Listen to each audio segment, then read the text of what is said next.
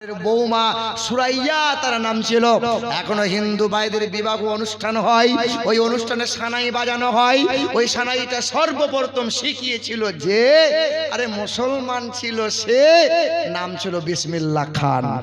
সুবহানাল্লাহ। এই দেশের মাটিতে তবলা সর্বপ্রথম বাজানো শিখিয়েছিল যে মুসলমান ছিল, সে নাম ছিল জাকির হোসেন।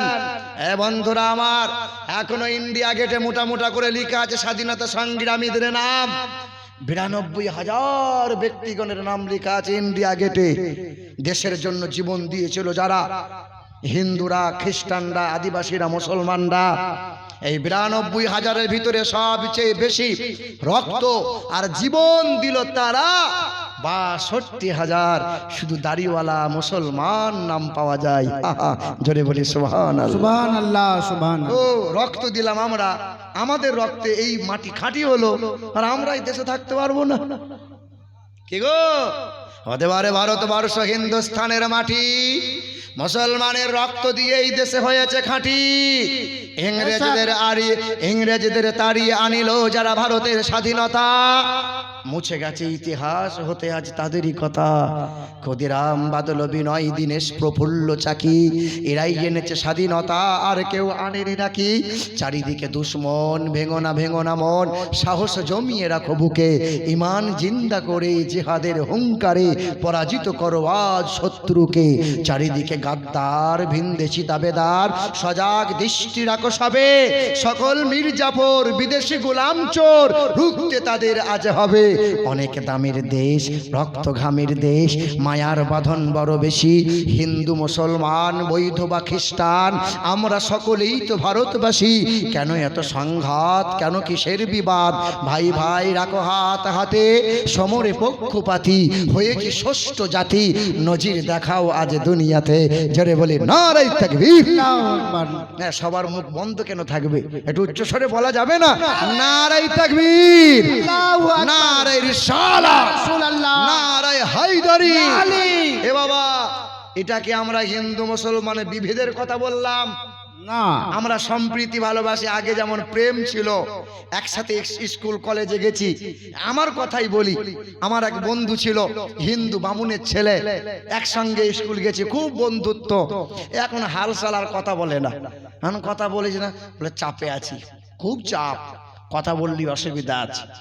এ বাবা, কিছুদিন আগে দিয়ে হাসপাতালে ভর্তি হয়েছে, আমাকে ফোন করে বলছে ভাই কোথায় আছিস? আমি কেন? তোদের জল পড়া খুব কাজ হয়, একটু দে না। আমি বেশ যাচ্ছি দাদা। হাসপাতালে দেখতে গেলাম, ফুঁক ফাঁক দিলাম। দেখবেন মসজিদের সামনে হিন্দুরাও পানি নিয়ে দাঁড়িয়ে থাকে, ঠিক না? তেল পড়া, জল পড়া দেন মৌলভী সাহেব। কেন? ওদের বিশ্বাস এই মৌলভী সাহেবের বুকে যে কোরআন আছে, এই কোরআনের আয়াত ফুঁক দিলে বৃথা যাবে না। এ বাবা, তো আমি ঝাড়ফুঁক টাড়ফুঁক করার পরে জিজ্ঞাসা করলাম ডাক্তার কি বলেছে রে? ডাক্তার বলেছে রক্ত নাই, 4 বোতল রক্ত লাগবে। হ্যাঁ রে, আজকে রক্তটা হিন্দুর নিবি না মুসলমানের নিবি? তখন বলছে দেখ ভাই, হিন্দু মুসলমান বাদ দে, রক্ত আগে দে, সুস্থ হই, হিন্দু মুসলমান পরে হবে। দেখেননি আমাদের ঘরে গ্যাসের সিলিন্ডারে বৌমারা রান্না করে, এই খাসির মাংস, গরুর মাংস, মোষের মাংস, ছাগলের মাংস, মুরগির মাংস। এই যে এই গ্যাসের সিলিন্ডারে রান্না হলো, গ্যাস শেষ হয়ে গেছে, ভারতকে ইন্ডিয়ান কোম্পানিতে চলে গেল। আচ্ছা, গ্যাসের কোম্পানি গ্যাস ভরে সিল করে গঙ্গা জল দিয়ে ধুয়ে দেয় না? যে এবার হিন্দু বাড়িতে যাবি তুই, ধুয়ে দিই, এই যে দেয়। এই গ্যাসের সিলিন্ডার আর মুসলিম পাড়ায় নয়, ওই বামুন পাড়াতেই এসছে। সুকুমারের বউ আছো? বলে হ্যাঁ আছি। বলে এই গ্যাসের সিলিন্ডার নাও। আচ্ছা, হিন্দু ঘরের বৌমা কি গঙ্গা জল দিয়ে ধোই? মুসলমান বাড়ি থেকে এসছে বোধহয় গো। হ্যাঁ, কি বলছো বলো? তাতে ছুঁই নাই। কিন্তু হিন্দু পাড়ায় গেলে মুসলিম যদি কলে মুখ লাগিয়ে জল পান করে, তখন বলে 7 বার ধুতে হবে, ছুঁই লাগে, কারণ মুসলমান যে। বন্ধু, কিছু কিছু হিন্দু মানুষরা বলছে, মানে হিন্দুদেরকে উস্কাচ্ছে যে মুসলিমদের দোকানে খাবার খাওয়া যাবে না। আমরা আজও ঘোষদের দোকানে মিষ্টি খাই, আজও হিন্দুর দোকানে চা খাই, হিন্দুর হোটেলে খাবার খাই, ঠিক না ভুল বলো? বড় আফসোস লাগে, এই রায়গঞ্জ থেকে মালদা কিংবা চাঁচল পর্যন্ত দেখবেন রাস্তার ধারে এদিকে হোটেল লেখা আছে হিন্দু হোটেল, কালী হোটেল। সে হোটেলে আমরা খাবার খাই না খাই, কিন্তু যদি লেখা থাকে মুসলিম হোটেল, ওরা খাবে না। সহজে হিন্দুরা ঢুকবে না। মুসলমান ভাইরা আমার, এ সোনার চাঁদ বন্ধুরা, আজও কত ভালো ভালো হিন্দু আছে, আজও কত ভালো ভালো হিন্দু আছে মুসলমানদের সাথে মিশে থাকে।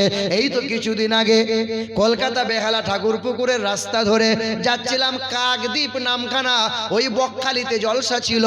আহারে ওই যে আপনার কলকাতা রাস্তা ধরে যাচ্ছিলাম, ড্রাইভার কি করেছে, সিগন্যাল